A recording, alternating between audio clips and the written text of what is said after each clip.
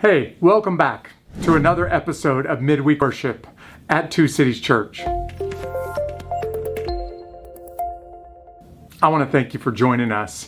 Today we're going to start working on a brand new topic that ties directly into what we've heard over the last couple of months and will take us a step further. We're going to talk about the mediator of God's covenant, and of course, I'm referring to Jesus Christ.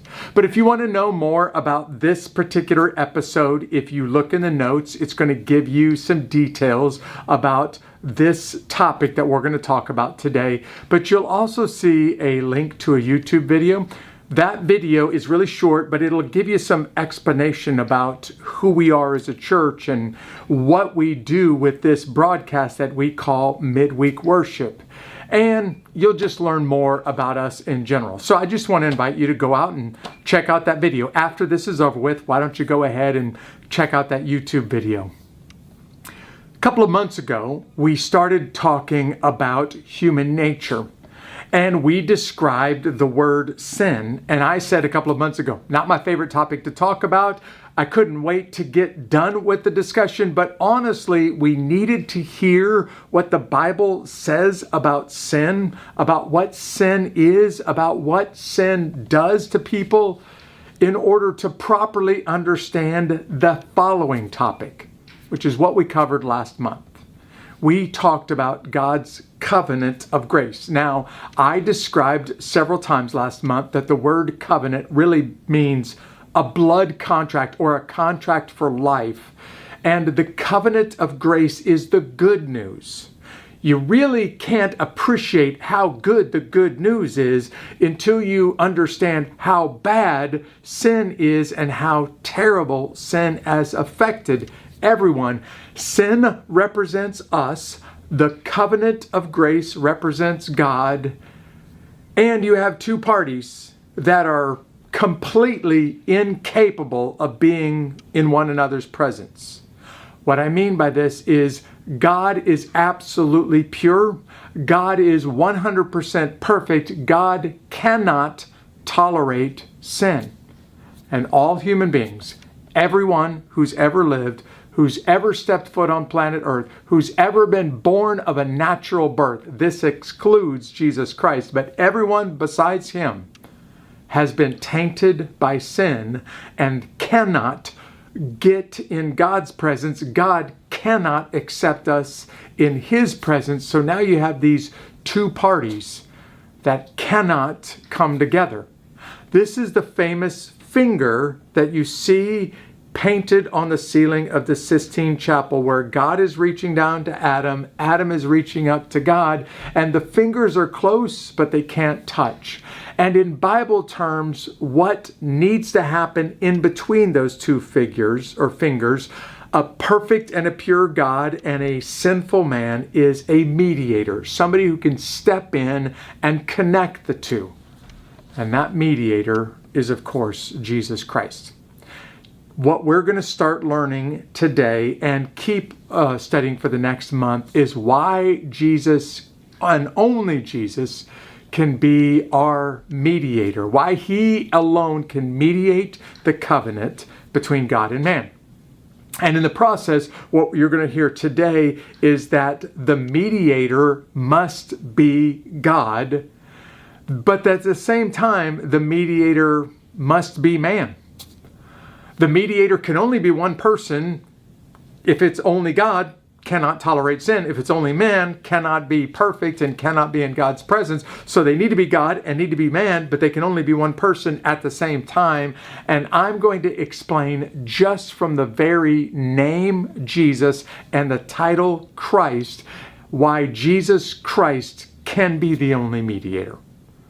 So let's talk about the first item. Why the mediator has to be God. This is God's covenant with mankind. And God had an original deal with Adam in the Garden of Eden when Adam was still pure, when Adam was still perfect, when Adam was a new creature, and Adam and God had this pure, intimate relationship with each other where God would spend time in the garden in the cool of the evening breeze, with his creation, and then Adam ruined that when he committed sin, and that's where the gap comes between God and Adam, and that's where the mediator comes in. The problem is that sin has impacted everyone and everything on planet Earth. That's not an exaggeration, because when God was pronouncing his judgment against sin, he said, Adam, even the very ground itself is cursed now, which means it will bring forth thorns and thistles. There will be storms, and there will be hurricanes and wildfires and natural disasters because of your consequences, Adam. So everyone has been impacted by sin. Everything, even the ground itself, has been cursed because of sin. And there is no human way possible. This is very important, so lean in for just a second. There is nothing a human can do to get into God's presence. We can't pray enough to make that sin go away. We can't offer enough money or alms or donations to a church to atone for that sin. We can't be religious enough. We can't read the Bible enough. You can spend the rest of your life on a mission trip with every second of every day serving God, and it still won't undo the sin that's happened in the past. So there's nothing mankind can do to bring mediation between a holy God and sinful man. So God has to initiate the contract. God has to take the first move. In fact, the scriptures say it this way: we loved him because he first loved us. And if it wasn't for him first loving us, we wouldn't love him. There's some very specific theological reasons. I don't have time to discuss them all with you. But there are some very important, very specific theological reasons why the mediator must be God, must begin with God. And those reasons are because the consequence of sin is death, and somebody who has the power over death, somebody who stands outside of death, has to step in and mediate this contract that has death baked right into the middle of it. Because remember, it is a covenant, a blood contract, the death contract. You can do to me what happened to this dead animal if I break my end of the covenant, is literally what we're describing here. The contract must be supernatural. It's God stepping in and God opening up a way for sinful people to be mediated with and to be made right in his presence. It's somebody who was going to have to suffer. They're going to have to sacrifice. They're going to have to give their life in exchange. And not only that, but it is the kind of suffering or sacrifice that is acceptable to God. So God sends his Son. God sends his Spirit to usher people into this contract with him. And if God didn't take the first step, humanity would have absolutely no hope. That's found from the beginning of the Bible to the end of the Bible. What you're going to hear for the next couple of weeks is why the mediator needs to represent man, be man, why the mediator needs to be both God and man in one person, why the mediator can only be Jesus, who we give the title the Christ to. But I'm really wanting you to understand today that the mediator must be God. And if God doesn't mediate his own contract with us, then we have no hope. And this is really what the Bible is teaching. Because for many centuries, the most holy man in Israel, the most holy man in Bible times, was considered the high priest. But the high priest was just a man. And because the high priest was just a man, he was the most holy man out there, but he was still just a man. And because he was just a man, he had inherent sin problems that had to be dealt with every year on the Day of Atonement. The book of Hebrews describes how a human high priest could never accomplish the contract for us. We needed a superhuman. We needed God to be the one who mediates the contract. And I'm going to put Hebrews chapter 7 on the screen, just one verse. And I'm going to ask you to read it, to watch it while I read it. I'm going to ask you to hear it. I'm going to ask you to actually say it with me and then to memorize it. And now you're using all of the senses, because this really describes God taking the initiative and mediating his contract to sinful people. Hebrews chapter 7, verse 28. Here's what the Bible says. The law appointed high priests who were limited by human weaknesses. But after the law was given, God appointed his Son with an oath, and his Son has been made the perfect high priest forever.